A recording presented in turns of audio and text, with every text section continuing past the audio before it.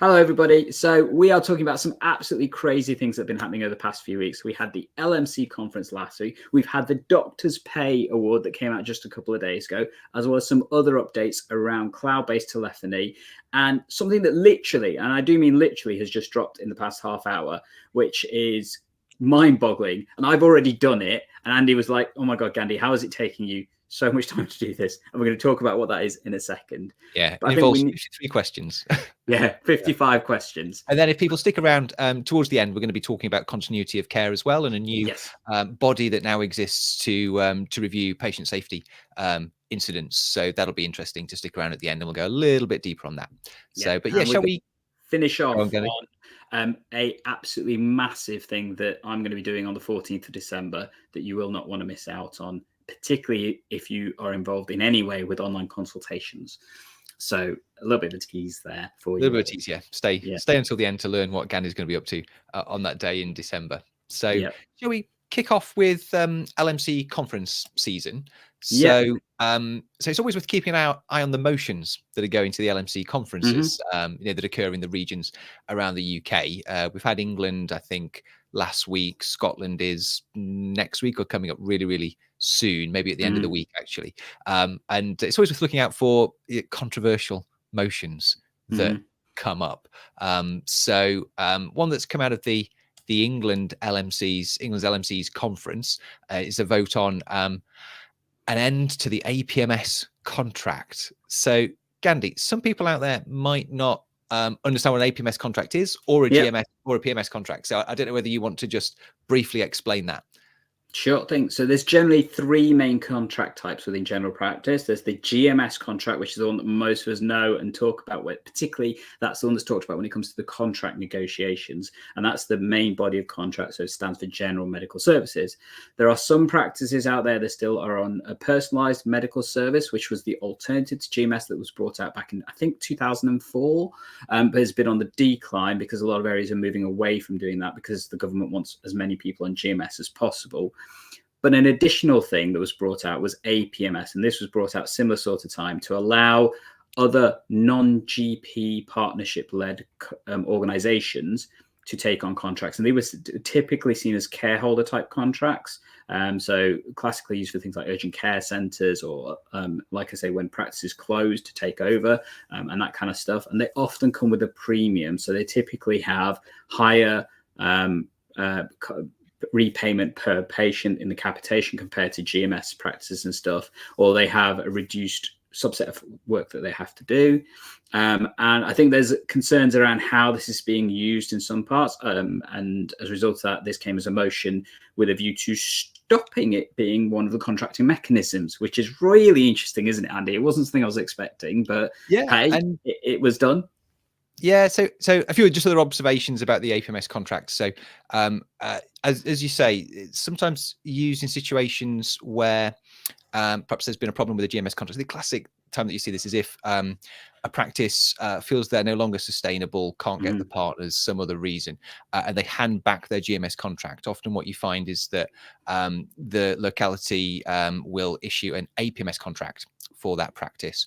And those tend to be time limited. So the GMS contracts and PMS contracts, they last forever. So unless you hand that contract back or it's forcibly taken from you because of contract breach, it's yours. There's no need to retender or renew that contract. But an APMS contract typically has a time limit when it is then retendered, and you might lose your right to provide that service. And I think typically that's around 10 years. There's often a premium because often it's a circumstance when other traditional contractors are not wanting to provide their service in that area or don't feel it's viable. So it comes often with a premium.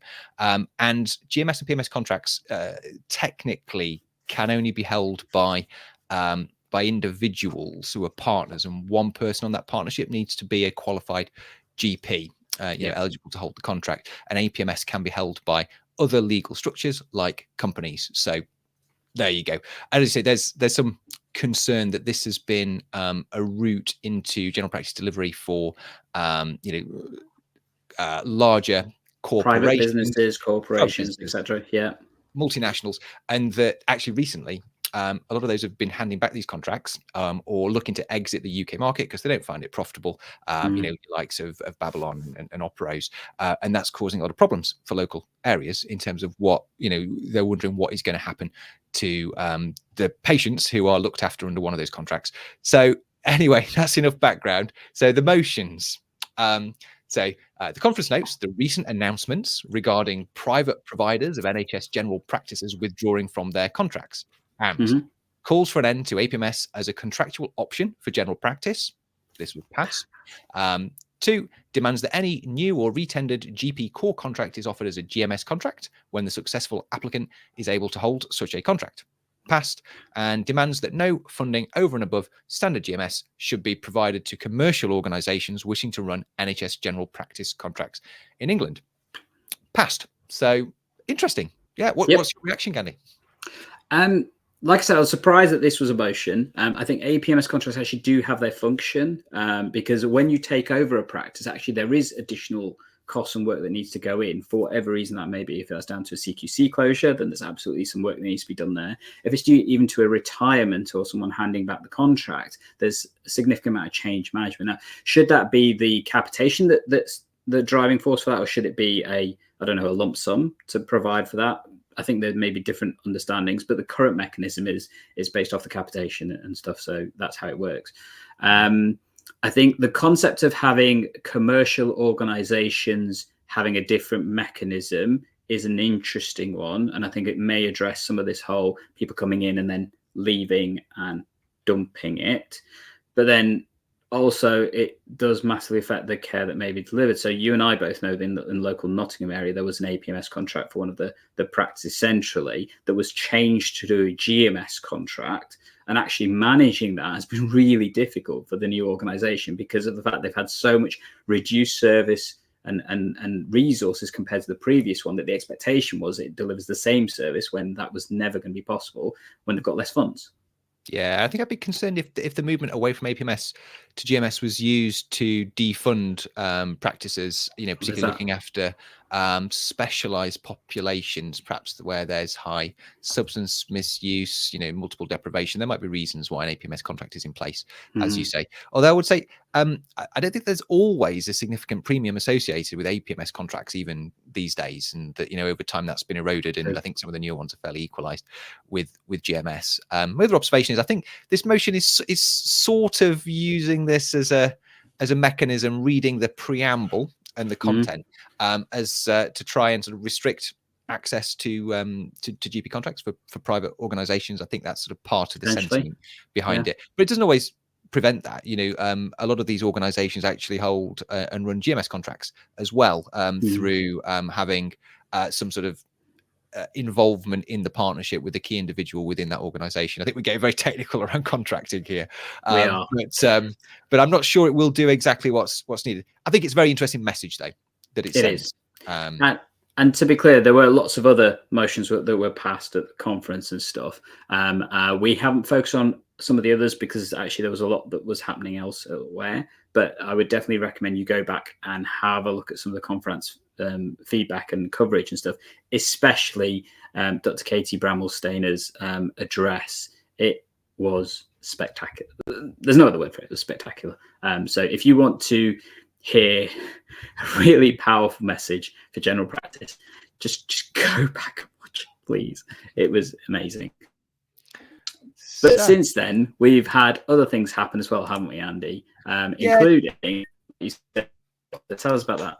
Yeah, so we're just looking north of the border. So the Scottish LMCs also meeting, and their annual conference is on Friday, 1st of December. So they're also having a vote on contracting. That's tomorrow. Yeah, that's tomorrow. They're also having a vote on contracting models, but it's sort of almost the mirror image of the vote that's happening in England. So they're voting to move to a fully salaried GP service, and actually the GMS contract is in their crosshairs. So I'll just read out the motion. So So proposed by Lothian, LMC, this conference recognises the failure of the 2018 GP contract and, one, believes that partly consequent to the Scottish Government reneging on its commitment to deliver in full the new GP contract, that the current model of general practice is broken. So that's one thing they'll vote on, is the model of general practice broken. Two, calls on the Scottish GPC to explore an alternative to the 2018 GMS contract that is fit for purpose, appropriately funded, and more reflective of the needs of general practice patients in Scotland. Three, believes the independent contractor model is no longer fit for purpose. That's the most controversial one, I think. Yep. And four, calls for the Scottish GPC to enter into negotiations to move to a fully salaried GP service with equivalent terms and conditions to our consultant colleagues. That's interesting. As well. So we don't know what the vote will be, and maybe we'll come back to this next time to see how the votes landed. How would you vote, Gandhi? I guess you're not in Scotland, which is we don't know the Scottish kind of politics and the ins and outs. No. But yeah, what's your thought? Well, I know they had a slightly different contracting term compared to us. So we moved towards PCNs, they moved towards, and I don't know what it is specifically, unfortunately, but it was something different, very much more kind of integrated model, if I remember rightly, where some of the property stuff was taken over by the local areas, health boards, or whatever they call them and stuff. And it was kind of like a salary service, but not quite. It was meant to be a kind of a risk gain sharing mechanism, I believe. But it sounds like it hasn't worked as well as people had hoped. I think there's been pros and cons from what I've heard, but it sounds like it's not working very well for some people out there. And as a result of that, they've clearly put this motion through, which is interesting because it's one of the first ones I've seen. Because there's been talks, obviously, about general practice going to a salary service. If this was to pass, this is probably the first time that it's going to happen somewhere. It'd be an interesting precedent to set, but also I think England will be looking at this quite interestingly from that point of view. I know. What do you think, Andy? Yeah, I think so. I mean, there was talk from our politicians, both on both sides of the aisle, Conservative and Labour, about moving to a salaried service, and then I think both sides sort of backpedaled from that once they fully understood the consequences of moving to that sort of service. The loss of discretionary effort, from partners that they put in because it's their own business. As one example of something that would be lost. So I think south of the border, it feels like things sort of moving towards being or remaining fairly supportive of the independent contractor model. So yeah, interesting that things are very different north of the border. Be interested to see how things go. Yes, interesting, but interesting that it's very different to the question in England. So two interesting questions. Just we've got a few people watching. If anyone wants to comment on how they would vote or what they feel about these questions, the health of the independent contractor model, or moving to a fully salaried service, or abolishing APMS contracts. Interested to know what people think out there. Yep. And if you don't comment on that, you should comment on this next thing that we're talking about. So literally dropped in the past half hour. It seems the BMA are on the back of the LMC conference doing a survey for the entire general practice population. So what does this mean? Well, I think Andy's put it on screen, haven't you? So I need to show it. There we go. Yeah. So it's a survey. And if you want to go to the survey, it's www.research.net/r/BMAGP23. And the reason why I put that is there's a separate link going around on some of the WhatsApp groups that unfortunately doesn't seem to work as well. But this one is the correct link and stuff. And it's the same as the QR code going around. And it is a survey that basically asks your opinions about the future of general practice. It does what it says on the tin. I've done it. It was 55 questions. Now, remember, 5 of those questions are the standard demographic stuff that you get at the end. And actually, I do think most of the questions are pertinent, relevant, and sensible to ask. But it took me a good 20, 25 minutes, and that's me rocketing on. I did have a couple of issues with some of the questions. One of them was really ambiguous, which was number 23 for me, which talks about how PCN staff are in your practice. I didn't quite understand whether it was directly employed like a lead employer, or whether it just meant working in your practice. So I've done the best I could with that one. But yeah, lots of questions in there around various different aspects of general practice, what you want to keep, what you want to get rid of, PCNs, Rs, various other stuff. It is a really good, I must admit, it's a good survey. I just wish it was a little bit smaller. Multiple choice, Gandhi, or free text, or what's the general kind of format of it? Majority is multiple choice. The parts that took the longest were the ordering questions. So there's quite a few questions where you order your preference of stuff. And I found that quite difficult because I'm a bit indecisive when it comes to those kind of ones. Always trying to figure out which one means more to me. It's a good way of doing a survey, to be honest, because it makes you think about what's important to you. But most of it is MCQ / multiple questions and stuff. And there's one that's a massive table about what services should be GP contract, what services should be direct enhanced services, what should be local enhanced services, what should not be part of the contract, and what you're not sure about.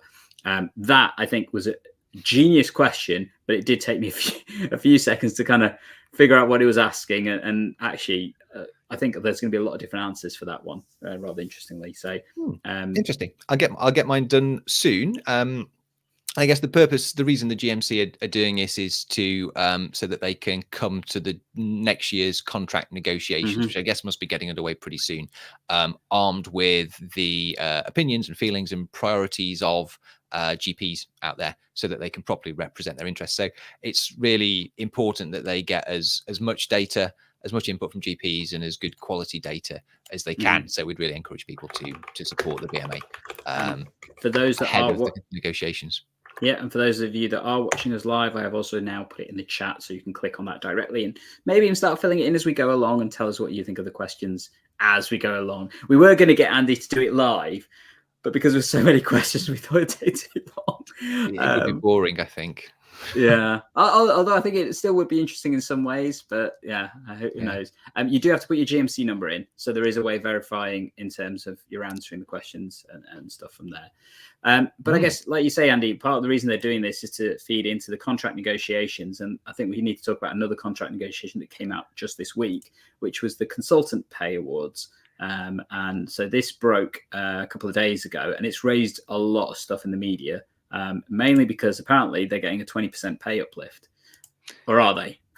Well, we can have a look at the tables in a minute, but it looks like there's been an agreed sort of pause for strike action while the BMA prepare to ballot consultants about this proposed deal, which involves two things. So it involves a pay increase. We'll get to the tables in a minute, and it also involves a review to the Doctors and Dentists Pay Remuneration Board, which is the board that produces a report every year making pay recommendations. So recommends the kind of percentage uplift for doctors and dentists in the UK on an annual basis. And I couldn't find actually a detailed description of those changes, apart from saying that they want to safeguard the independence of this body. And I think there's been some suggestions that maybe the figures that come out have been sort of kind of convenient for the government. Don't want to be too controversial, but it might not fully represent what's needed to keep the right people, in the job and allow those people's paying conditions to keep pace with inflation, for example. So shall we go to the tables, Gandhi? Because I think that's the easiest. Yeah, I think that's probably the main thing. So the big kind of news headline that hit about this is that consultants are getting a 20% pay uplift. And that is partly true. Okay. So do you want to go through it, Andy? Well, I was just going to say it goes. So they're including the Doctors and Dentists Review Board's 6% increase that was suggested over the summer and suggested to be backdated to April. So that was kind of already recommended.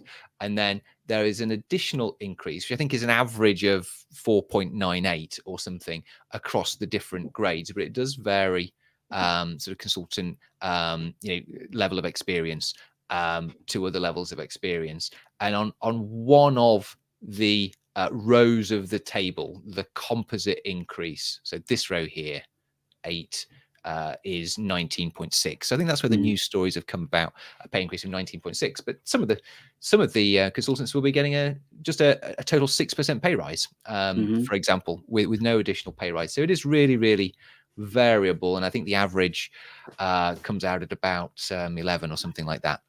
So that's perhaps the one to report more than 20.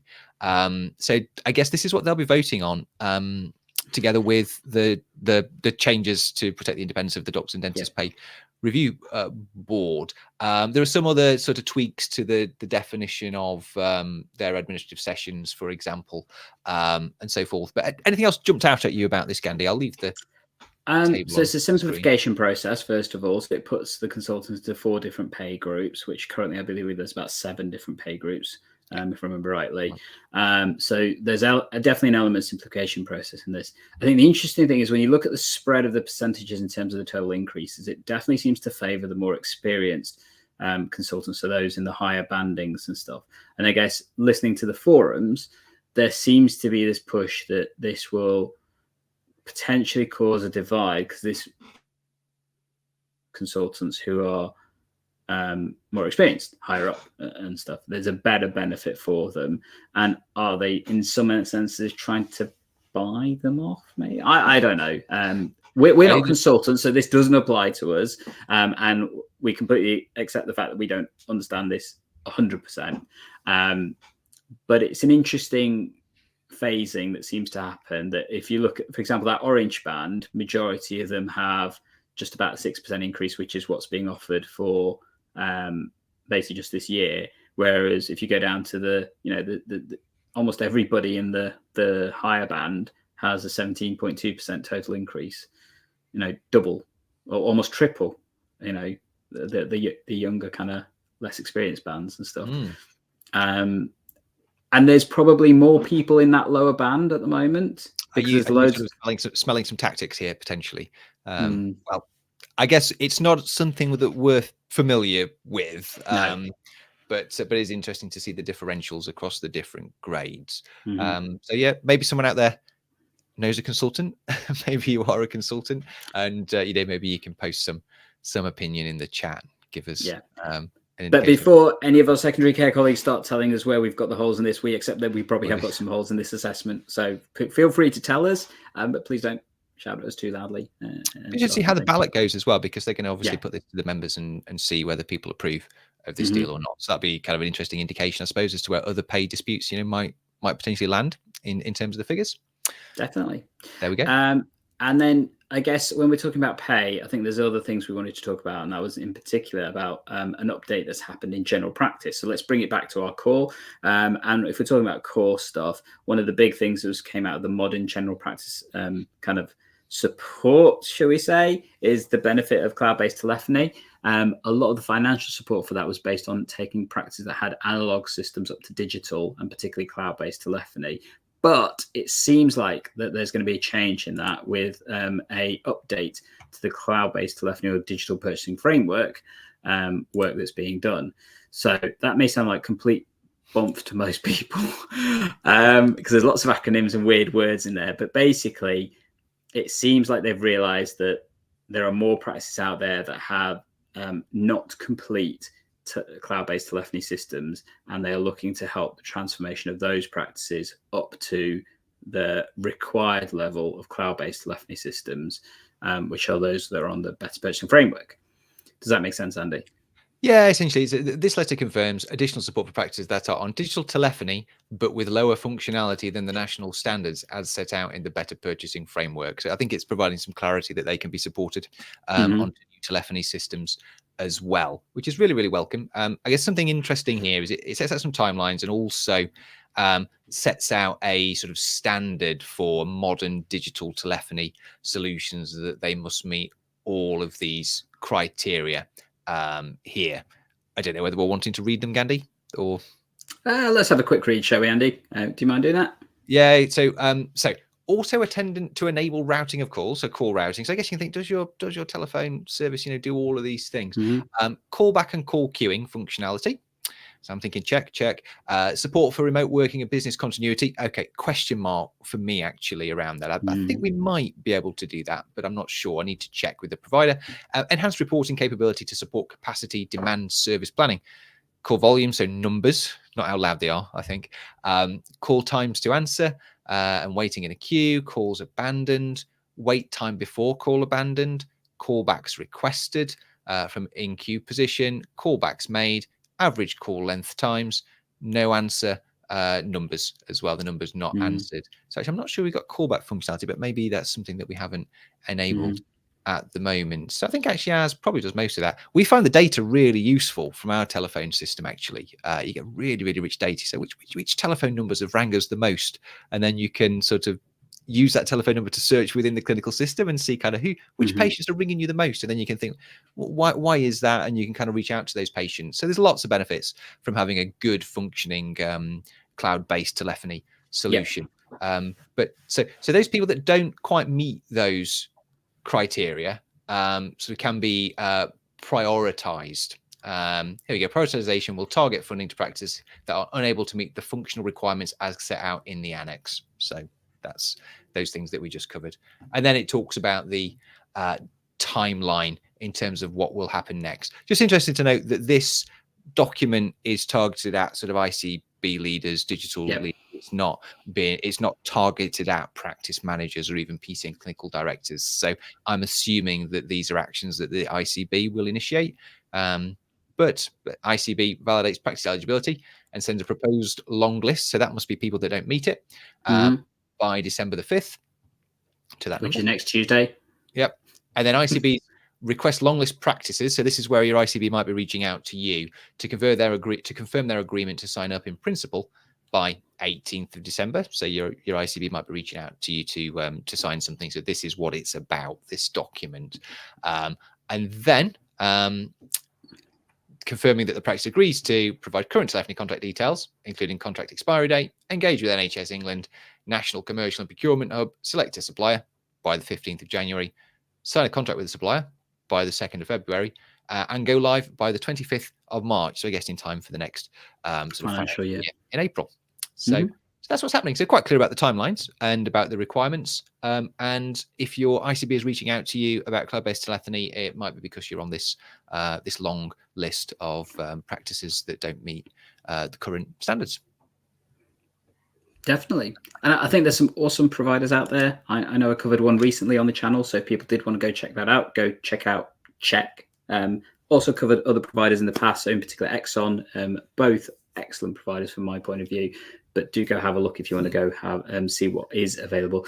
What I do know is that they provide some really cool functionality that I think analog providers definitely do not provide. And I think there are some other providers who just don't match up to what I've seen elsewhere and stuff. So the better purchasing framework, I think, has really rocketed a lot of these providers to show what they can offer. And there are some really cool things I think you can now start doing with some of these providers and stuff. So do have a look at them. So Gandhi, the cost is obviously the thing to be mindful of, though. So Gandhi, if I wanted to go and look at this list of the approved providers, where would I find that? I asked playfully. So it's called the Better Purchasing Framework. Finding the actual list of names we found really difficult. I don't think it's publicly available, actually. Yeah, we had a look around their website that was linked through, and we couldn't really find the list. I'm sure somebody out there maybe can find the list and help us out and let us know. But I was just curious to see who was on the list, but it was a bit difficult to find out.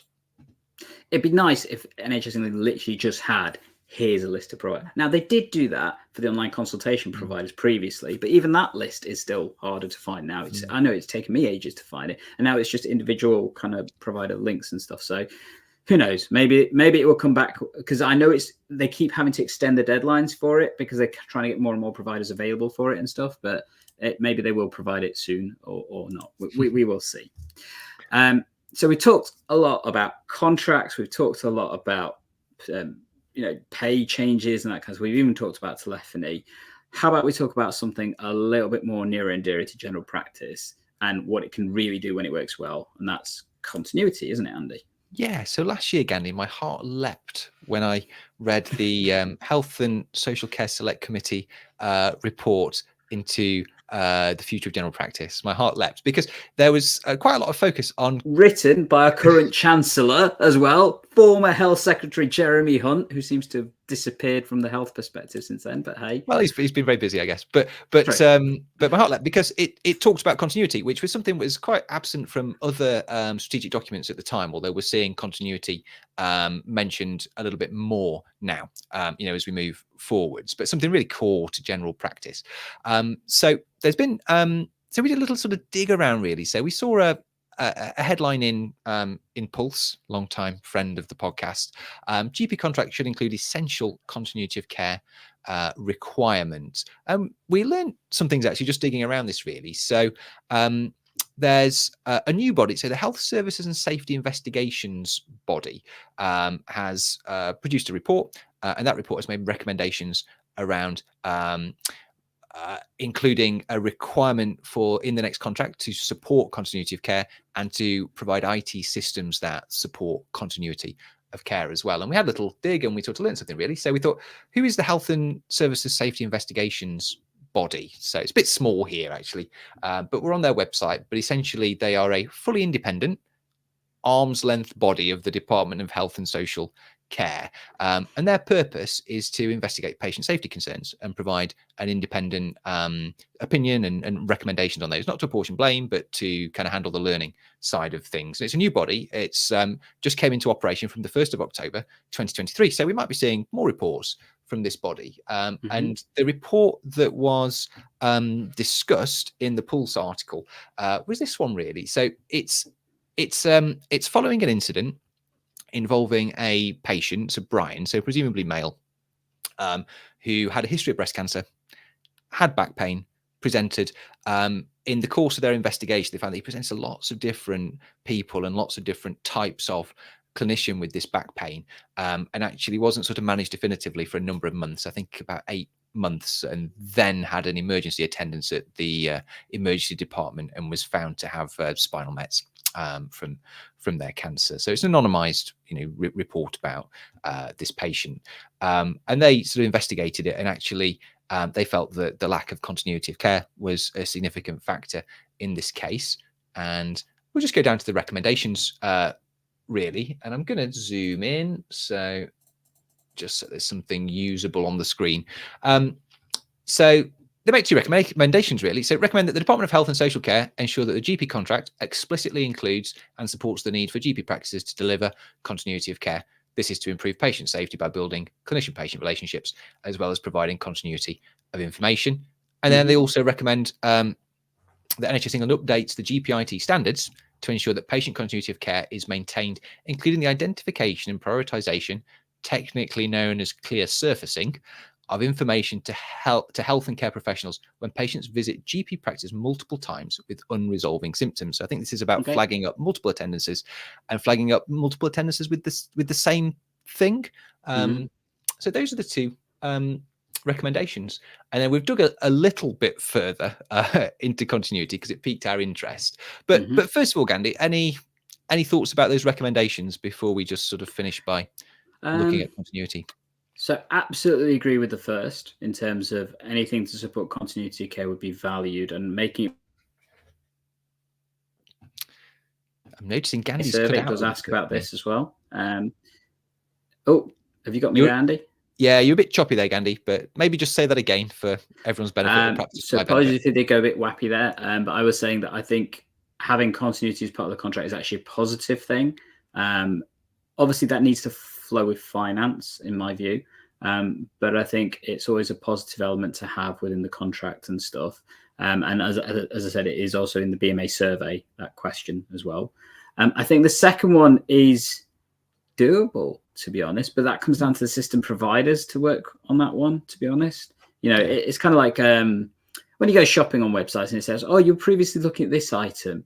Do you want to have a look at it again? Something like that would actually be really useful, because then it can help you wade through the bump that is actually happening with a lot of our GP records, because we're getting now so many people adding to them that it's really easy to lose some of the information, and codes and all the other kind of stuff. SMSs may be saved into the records. It makes the records much harder to navigate and see. So it is actually easier to miss stuff and repeat presentation, unless you use kind of views and that kind of stuff. And obviously that's something I love to do, but I know a lot of people don't, and that can add to the problem. And in this case, I think the person was seen across multiple organizations as well. So walk-in centers, emergency departments, GP surgeries, community care settings, and they're not currently always linked together very well. at all. So that's something that could be improved as well. Often the data ends up in the GP records, but it's not sort of coded or readable in a way that makes it easy to spot multiple attendances with different things. So yeah, I think this would be, I think this is positive. I think there have been changes to the contract to prioritize access. And I think where you prioritize access, but you don't put any emphasis on continuity, often the two things are at odds. So I think that has caused continuity to be down prioritized, I think, which is a big shame. And I think probably does put patients at risk at times as well, depending on the circumstances. So I welcome that change, but you're right. We shouldn't be asking practices to do things that are not properly funded if we're asking them to make significant changes or do things differently. And then go on, Gandhi. You took. Now, I was just going to say, so we were going to talk about this report from the Health Foundation that also came out at a similar time, 15-minute read. Actually, we enjoyed having a read of it, and it's got some really good graphics and stuff in it. But the big one was, I think, the types of continuity metrics, wasn't it? Let's just scroll down. So the Health Foundation, they publish a lot around inequalities work and amongst other areas. So really, really good website, lots of good publications. So I think if we scroll down, because there are some good boxes really, because just go, what types of continuity are there? This was really interesting. So they break it down into relational continuity. So, and this is further break down into longitudinal continuity. So this is seeing the same GP as often as possible. Conditional continuity. So that's more defined as seeing the same GP for the same problem. And then episodic continuity. So it's seeing the same GP for kind of a short period of time or short period of being unwell that might be for different problems. It's about managerial continuity. So this is about having actually good handovers between different people, and informational continuity. So this is about having everyone having good access to good quality, accurate, up-to-date patient records, going as far as say actually that enable patients to not need to repeat their histories of their symptoms to multiple clinicians, which is something that really can annoy patients, I think. And of course, we often do that because we're always sort of trained to take the history ourselves, and we're aware that sometimes the history changes and evolves over time. So there are reasons why we often ask the same questions again. But I guess where those things aren't changing, they're keen for that to things that only be asked once. So yeah, any thoughts about that as we scroll down to the next box, Gandhi? Well, like you say, there's the different types. I probably categorize it. So you've got that relationship continuity based on, potentially the whole cradle to grave. And then you've got that stuff around potentially a chronic health issue. So like the people that manage that side of things versus the exacerbation of a health issue like an asthma attack and that kind of thing. Then, like you say, you've got the managerial kind of continuity, which is very much, I think, how hospitals probably work, transfer of work between firms and that kind of things and shifts and stuff. And it can work really well, can also not work very well. And then informational is that stuff, like you said, about sharing the right information, definitely between providers, so general practice, out of hours, walk-in centres, A&E. That part could definitely improve. It then talks about the measures of continuity, and it took us a little bit of time to get our head around this, didn't it, Andy? But actually, it's quite interesting. Do you want to talk us through the three different metrics? I think we got there. So it talks about three different ways of measuring continuity, essentially. So the UPC, the usual provider of care index. I think this is the simplest. So, and they give the example here. So if a patient has 4 contacts and 3 of them, across a given period of time, so say a year, and 3 of them are with the same person, then their UPC index would be 0.75. So 75% of the time they saw the same person. So that's pretty easy to understand, and probably easy to calculate from interrogating records about who consultations have been with. Then there's the Bryce Boxerman Continuity of Care Index, the COC, Continuity of Care Index.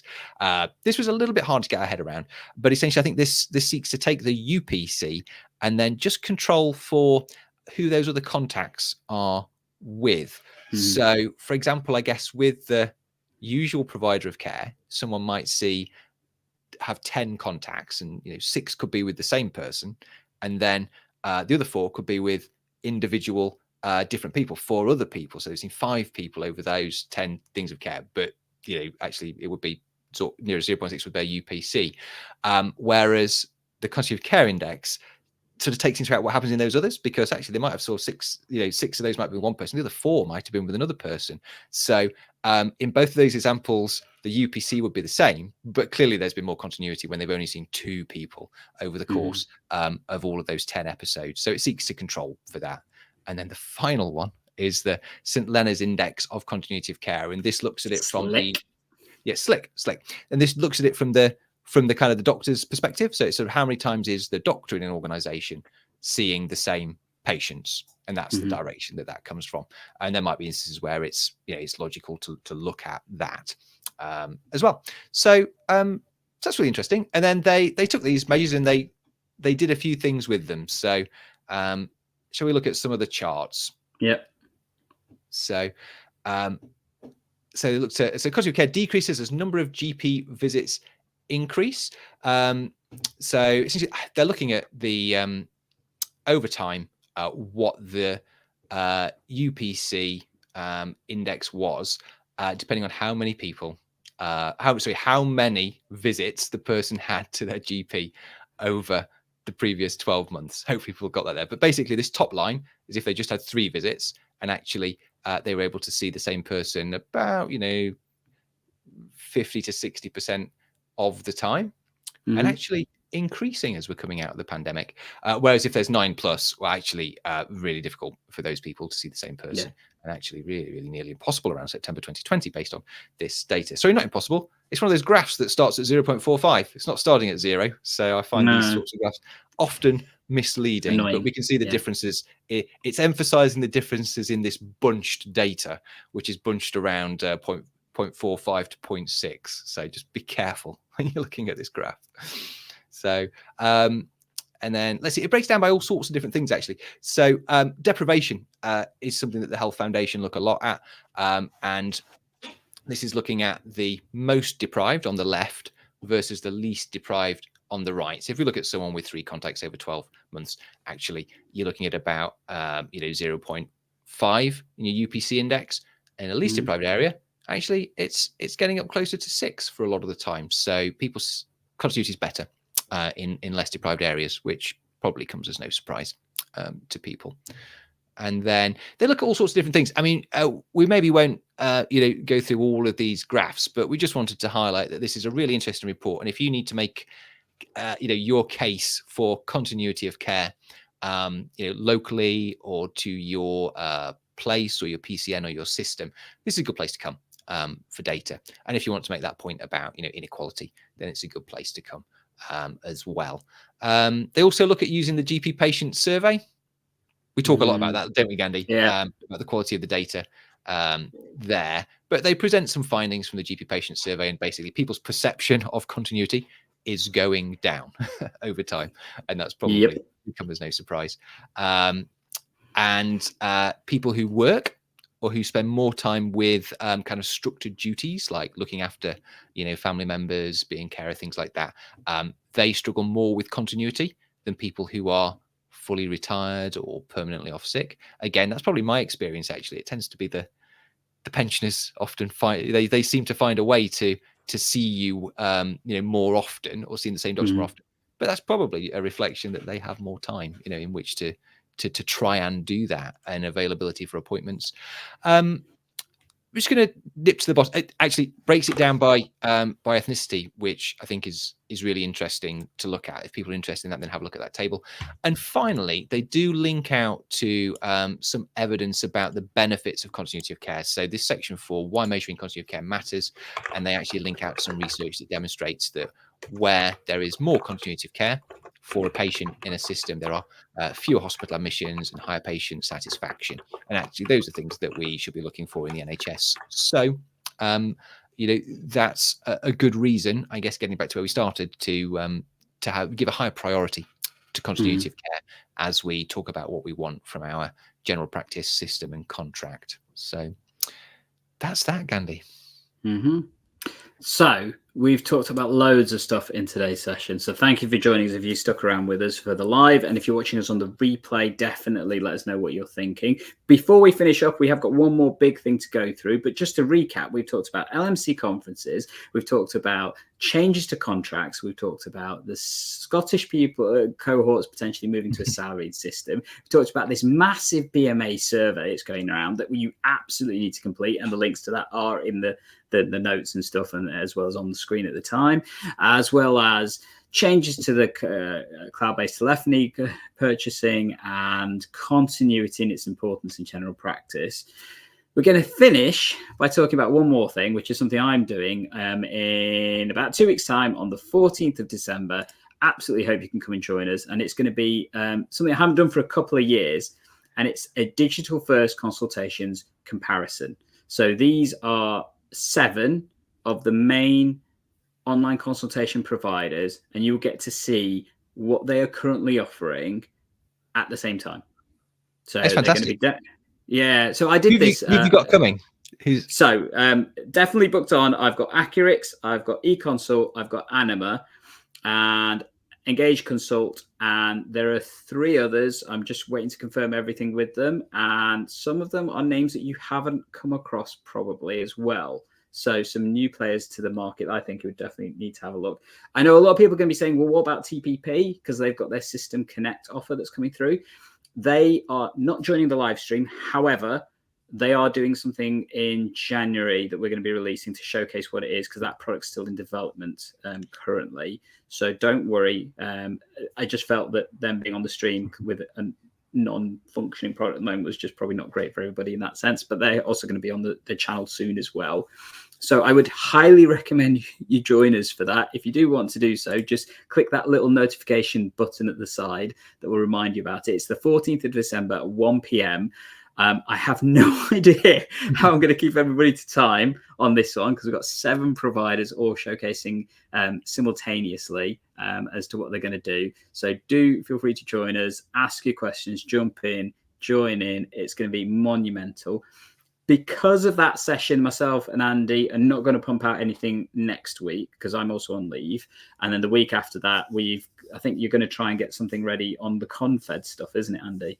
Yeah, we'll potentially get something ready on the NHS Confederation document that came out that people think might be, informing some of the contract changes that might be coming up in the future beyond those in 2024, which are probably going to be more of the same. So that'll be interesting. So hopefully we'll get that up for the week after. But yeah, Gandhi, I'll probably be watching this one on the 14th of December, recorded afterwards, which of course everybody can do. And I think this has the potential to get loads of users recorded content as well. Because loads of people will be, selecting or, their electronic consultation platform for the first time, or maybe people, looking for a change, see what else is out there, see if the grass is greener. So I think that'll be a really good session. Also, if you join for that, you will find out what our Christmas special is going to look like as well, as soon as Andy sends me his recording for it.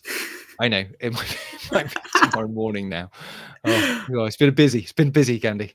It has been busy, but we hope you've had a great time joining us in this live stream. Absolutely, let us know what you think down below as ever, and we will catch you definitely next time. If you do want to join in for that digital one, the link to it is coming up right here. Alternately, there's probably something else coming up down here, and we will catch you in the next episode. Have a great